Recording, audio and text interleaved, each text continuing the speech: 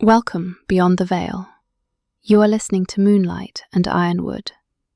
If you want to skip the wait and download the full audiobook right now, the link is in the description. Now, take a deep breath. The mist is rising. My breath hitched. Aiden. You tried to hide it, he murmured, leaning his forehead against mine. You tried to reject the bond. I was trying to protect you, and Jackie, and myself. Well, stop, he commanded gently. Stop protecting everyone else. What do you want, Journey? Forget the pack. Forget Jackie. What does your wolf want? She wants you, I whispered, the truth slipping out before I could stop it.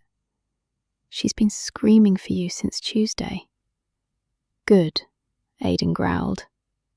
He closed the distance between us, his lips brushing mine in a feather-light touch that sent sparks exploding through my veins. Because my wolf wants you too. He claims you. I claim you. I pulled back slightly, panic flaring again. We can't, not yet. We can't just go back there and announce it. It'll cause a war within the pack. My dad, Jackie. Aiden sighed, resting his head back against the seat. He ran a hand through his hair. I know, it's a mess. But we can't ignore this journey. The bond, it only gets stronger. If we try to fight it, it will destroy us. We need time, I said. We need to figure out how to tell them. Gently. Aiden looked at me, a wry smile touching his lips. You think there's a gentle way to tell your sister that I'm mated to you? No, I admitted. But maybe there's a way that doesn't involve her murdering me in my sleep. Aiden started the car again, pulling back onto the road. Where are we going? I asked. My place, he said. Not the estate. I have an apartment in the city near the university. No one will look for us there tonight. Aiden, I can't stay with you. That's the only safe place right now, he cut in firmly. You're freezing, you're exhausted, and you're mated to me. I'm not dropping you off at your parents' house so Jackie can ambush you.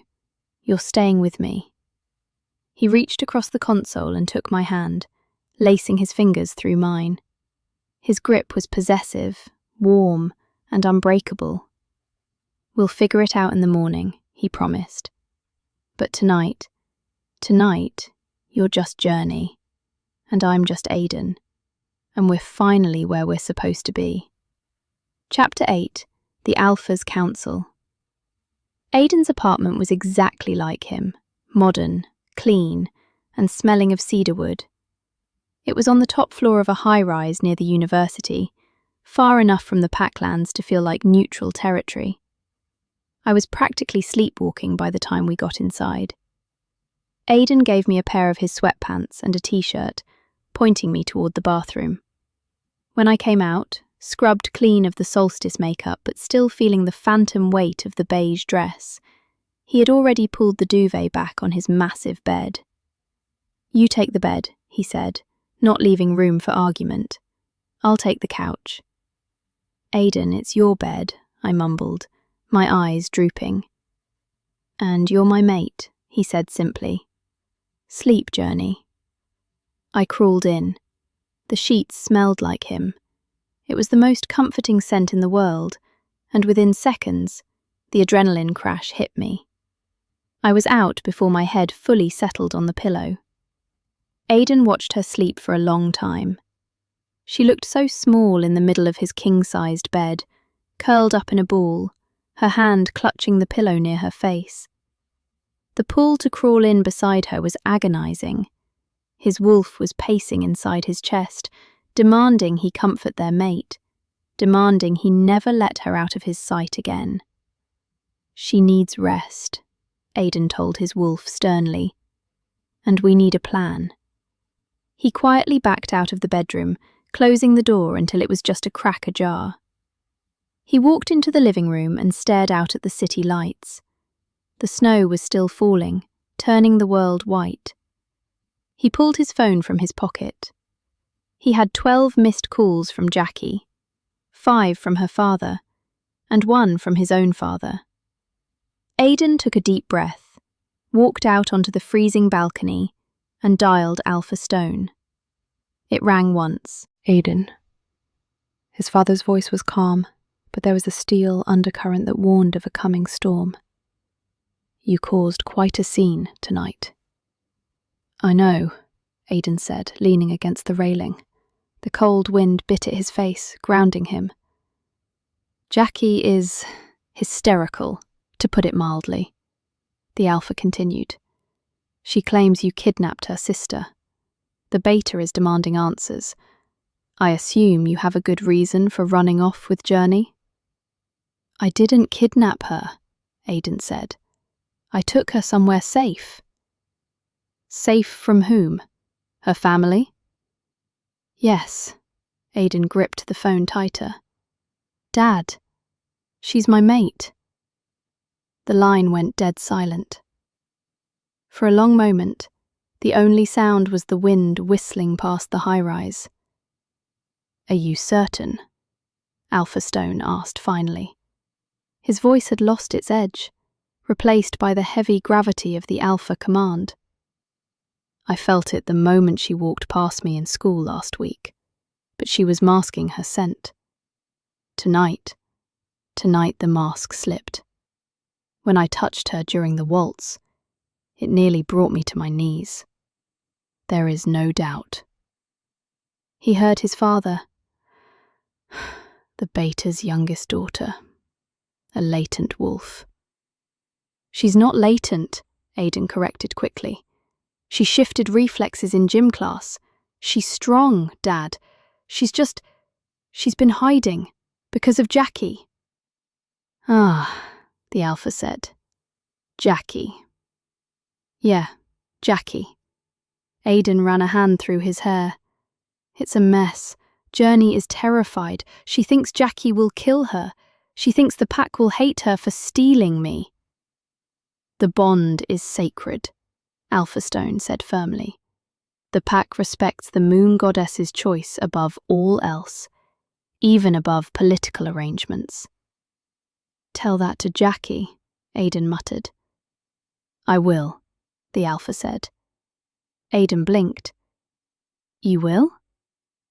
This is not a conversation for a boy to have with a scorned ex-girlfriend, his father said. This is a matter of pack hierarchy and lineage. If Journey is your true mate, she is the future Luna. That changes everything. It is my duty to handle the Beta family. I don't want Journey hurt, Aiden warned. If Jackie tries anything... She won't, the Alpha promised. I need you to stay where you are. Keep Journey calm. Let the bond settle. I will call a meeting with Beta Ironwood and his family tomorrow morning. We will explain the situation clearly and formally. We will make them understand that this isn't a betrayal, it is destiny. And Mom? Aiden asked. Is she... Your mother is currently pouring herself a very large glass of wine, Alpha Stone chuckled dryly. But she suspected. Mothers always know when their sons are distracted. She's happy for you, Aiden. Complicated or not, finding a true mate is a gift. Aiden looked back through the glass door into the apartment. He could just see the lump in the bed that was Journey. Yeah, Aiden whispered, a small smile touching his lips. It really is. Stay put, son. I'll handle the fallout. You just take care of your mate. The line clicked dead. Aiden lowered the phone, letting out a breath he felt like he'd been holding since he was 16. The storm was coming. He knew that. Tomorrow would be brutal. There would be screaming, accusations, and likely a lot of pack drama. But as he walked back inside and locked the balcony door, shutting out the cold, none of that mattered. She was here, She was his. And for the first time in his life, the future looked like something he actually wanted. Chapter 9. Sanctuary Breached. Waking up was a slow, confusing process. The bed was too soft, the room was too bright, and the scent was intoxicating. I buried my face in the pillow, inhaling deeply. Cedarwood, musk, and that electric storm smell that made my toes curl. Mate, my wolf purred lazily. Mate is close. My eyes snapped open. The memories of last night crashed over me like a tidal wave. The solstice ball, the beige dress, the snow, the car ride, the confession. I sat up abruptly. I was in Aiden's bed, wearing Aiden's t-shirt. "Oh God," I whispered, pressing my hands to my face. It wasn't a dream. The bedroom door creaked open, and Aiden stepped inside. He was holding 2 mugs of coffee and wearing a pair of grey sweatpants that hung low on his hips. He was shirtless, his chest defined and marked with the faint scars of wolf sparring. I tried not to stare. I failed. Aiden smirked, kicking the door shut with his heel. "Morning, sleepyhead." "Morning," I croaked. My voice was raspy from sleep and crying. The shadows are lengthening. That is the end of this chapter. Can't wait to see what happens next. You don't have to. Download the full, uninterrupted story right now at the link below. Otherwise, subscribe, and I'll see you in the next chapter. Sweet nightmares.